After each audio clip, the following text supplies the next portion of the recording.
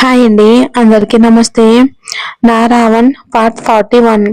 నాగేంద్ర ఇంట్లో సరోజ సుదీప్ ఇద్దరు మాట్లాడుకుంటూ ఉంటే వర్ష కాల్ చేస్తుంది. సరోజ, చెప్పమ్మా వర్ష, అంతా బాగుందా? ఇంట్లో బాగా చూసుకుంటున్నారా? ఏంటి చూసుకునేది నా తలకై, ఒక్కరూ నన్ను పట్టించుకోవట్లేదు. ఈ ఇంట్లో మనకి తెలియని విషయాలు చాలా ఉన్నాయమ్మా. సరోజ, అయితే తెలుసుకోవే తింగరపుచ్చి. వర్ష, అది కాదు. నిహాష్ వాళ్ళ అన్నయ్య అంటే ఇంట్లో అందరికీ చాలా ప్రేమ ఉన్నట్టుంది. నిహాష్ కన్నా తనే ఎక్కువ ఇంట్లో. ఎలా అర్థం కావట్లేదు. పైగా ఆస్తి డబ్బుతో ఏం చేసుకుంటావు అంటున్నాడు నిహాష్. సరోజ, డబ్బు విలువ డబ్బున్న వాళ్ళు కాబట్టి తెలియకపోవచ్చులేవే. నువ్వెందుకు కంగారు పడుతున్నావు అని అనగానే వర్ష, నిన్న నిహాష్ ఇంట్లోంచి వెళ్ళిపోయి ఇద్దరు ఉద్యోగాలు చేసుకుంటూ బ్రతుకుదామని నాతో డైలాగ్ కొట్టాడమ్మా.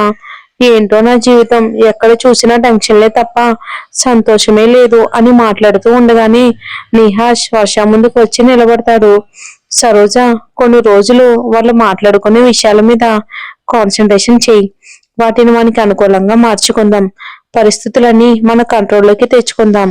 వర్ష అని అంటుంది. ఫోన్ కట్ చేస్తుంది.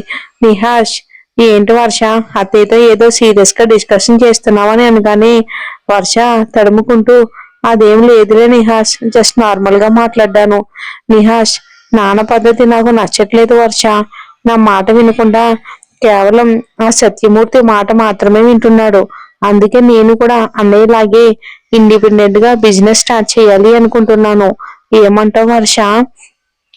మావయ్య సపోర్ట్ లేకుండా మనం బిజినెస్ ఎలా చేస్తాం నిహాష్?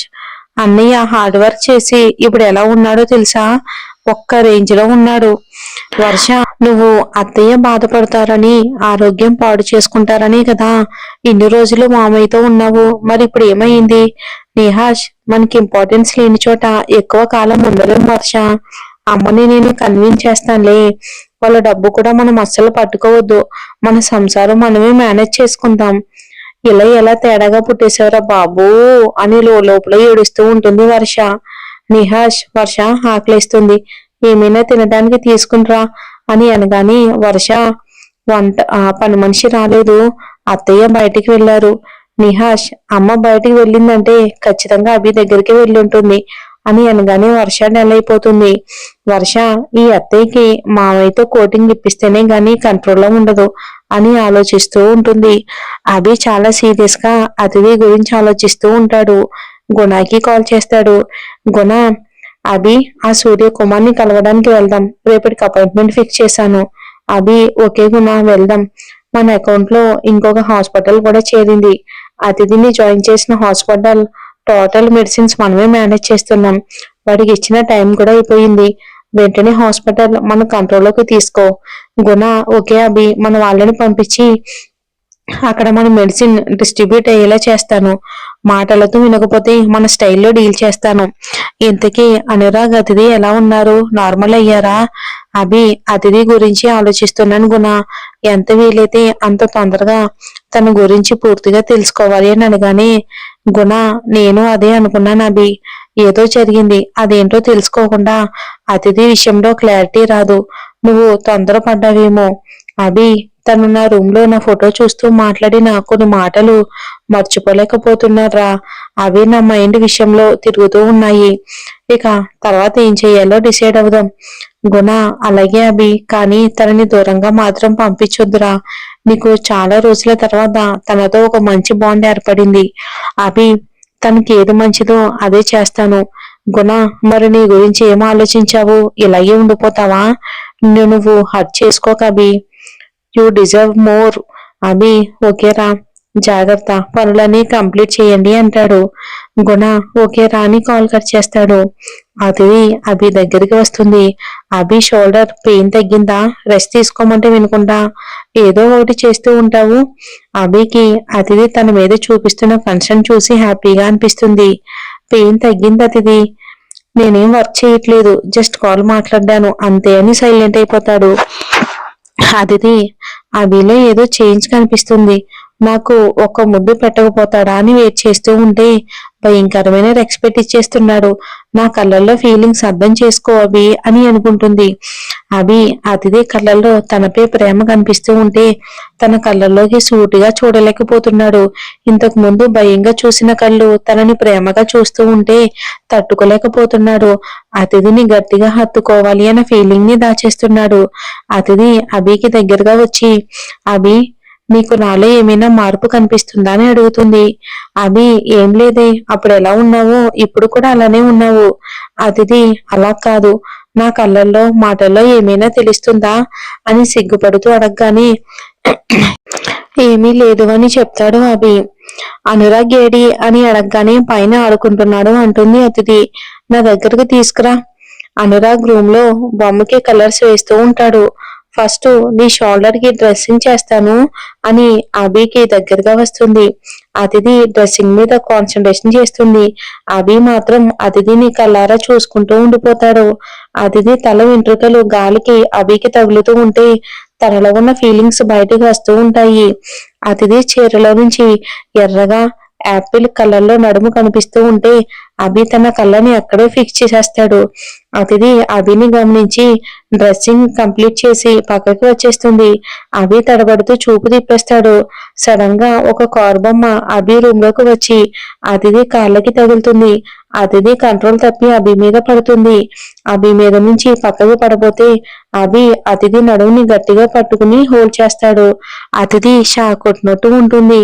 అనురాగ్ నవ్వుకుంటూ కారు బొమ్మతో రూమ్ లో నుంచి బయటికి వెళ్ళిపోతాడు. అభి అతిథి అలాగే ఒకరు కళ్ళలోకి ఒకరు చూసుకుంటూ ఉండిపోతారు. అభి అతిథికి దగ్గరగా వచ్చి సన్నగా వణుకుతున్న అతిథి పెదవుల వైపు చూస్తూ ఉంటే అతిథి సిగ్గుపడుతూ మొహం తిప్పేస్తుంది. అభి ఫీలింగ్స్ కంట్రోల్ చేసుకోలేక అతిథి మొహాన్ని రెండు చేతులతో హోల్డ్ చేస్తూ అతిథి పెదవులకు తన పెదవులను జత చేస్తాడు. అతిథికి అభి తనని ప్రేమిస్తున్నాడని క్లారిటీ వస్తుంది.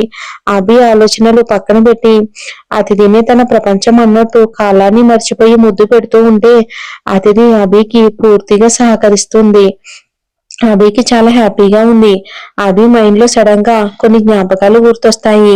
వెంటనే అతిథిని వదిలి లేచి సారీ అని చెప్పి రూమ్ లో నుంచి బయటికి వచ్చేస్తాడు. ఏ Abhi, it's okay, you are welcome అని నవ్వుకుంటుంది అతిథి. చాలా హ్యాపీగా ఫీల్ అవుతుంది. అభికి త్వరగా ప్రపోజ్ చేయాలని రెడీ అయిపోతుంది. ఫీలింగ్స్ కూడా కంట్రోల్ చేసుకోకపోతే ఎలా అని తనని తను తిట్టుకుంటాడు అభి. ఇక గుణ అతిథి గురించి ఏం చేస్తాడోనని విష్ణు కొంతమంది మనుషులతో కలిసి సూర్యకుమార్ ఇంటికి వెళ్తారు. సూర్యకుమార్ అభి వాళ్ళని చూడగానే పరిస్థితి అర్థమవుతుంది. తన మనుషులతో కలిసి ఇంటి బయటే అభి వాళ్ళని మీట్ అవుతాడు. వెల్కమ్ అభి గారు, మీరు మా దగ్గరికి రావటం చాలా హ్యాపీగా ఉంది అని షేకిని ఇవ్వబోతే అభి చైర్లో నుంచి లేవడు.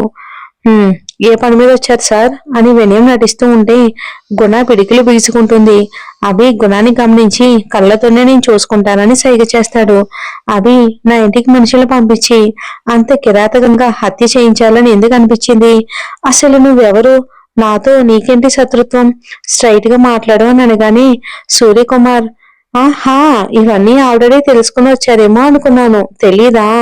అయినా నేను మిమ్మల్ని చంపాలని ఏమీ చూడలేదు. ఏదో ప్రశాంతంగా వ్యాపారం చేసుకుంటుంటే నా దారికి మీరే అడ్డొచ్చారు. గుణ, మీ దారి ఎటువైపో మాకు తెలీదు. ఒక్కసారి నా ప్రాబ్లం ఏంటి అనేది డిస్కస్ చేయకుండా మా ఇంటికి వచ్చి అన్యాయంగా ఒక ప్రాణాన్ని బలి తీసుకున్నావు. నీ గొయ్యి నువ్వే తవ్వుకున్నావు. అభి అంటే ఏంటో నీకు చూపిస్తాం అని కోపంగా అనగానే అభి, నువ్వు ఉండు గుణ అని చైర్ల నుండి లేచి, నా ఇంట్లో వాళ్ళకి హాని చెయ్యాలని చూడటం నాకు అస్సలు నచ్చలేదు మిస్టర్. నాకొచ్చే కోపానికి నిన్నిక్కడే చంపేయాలని ఉంది. కానీ నీ బాధ ఏంటో వినాలి. మర్యాదగా అడుగుతున్నా, నీ ప్రాబ్లం ఏంటి? ఇక యాక్సెప్ట్ చేయకుండా నీ బాబు చంద్ర ఆ సత్యమూర్తిని పార్ట్నర్ చేసుకున్నాడు. సరేనని ఊరుకున్నాను. నా పాటికి నేను బిజినెస్ చేసుకుంటూ ఉంటే నువ్వు నీ మనుషులు కలిసి నా హాస్పిటల్ లైసెన్స్ క్యాన్సిల్ చేయించారు. ఎంక్వైరీ చేస్తే నిన్ను దాటి హెల్త్ డిపార్ట్మెంట్ నిర్ణయాలు తీసుకోదు అన్నారు. నీ మనుషులను అప్రోచ్ అవుతే నిన్ను కలవటం అనవసరం, ఇవన్నీ సార్ దగ్గరికి తీసుకెళ్ళమని చెప్పారు. అందుకే నేను ఎలాగైనా సరే నా దగ్గరికి రప్పించుకోవాలి అనుకున్నా. నీ భార్య పిల్లల్ని కిడ్నాప్ చేయమని, ఒకవేళ ఎవరైనా ఎదిరిస్తే కాల్చి పారేయమని చెప్పి నా మనుషుల్ని పంపించాను. ఇప్పుడైనా మర్యాదగా నా హాస్పిటల్ లైసెన్స్ ఇప్పించు. నా హాస్పిటల్ ఇండియాలోని 30 ఉన్నాయి.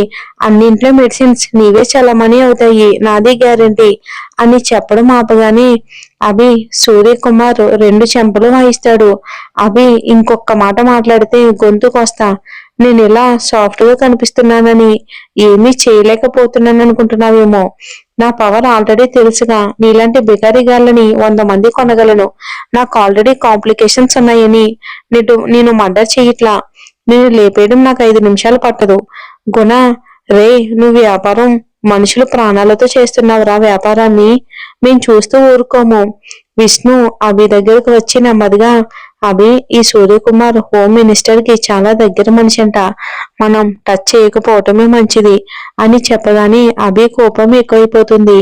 అభి, చూడు సూర్యకుమార్, నీ హాస్పిటల్ లైసెన్స్ తెచ్చుకునే ప్రయత్నాలు ఏమైనా ఉంటే చేసుకో. అది కూడా రూల్స్ ఫాలో అవుతూ ట్రై చేయి.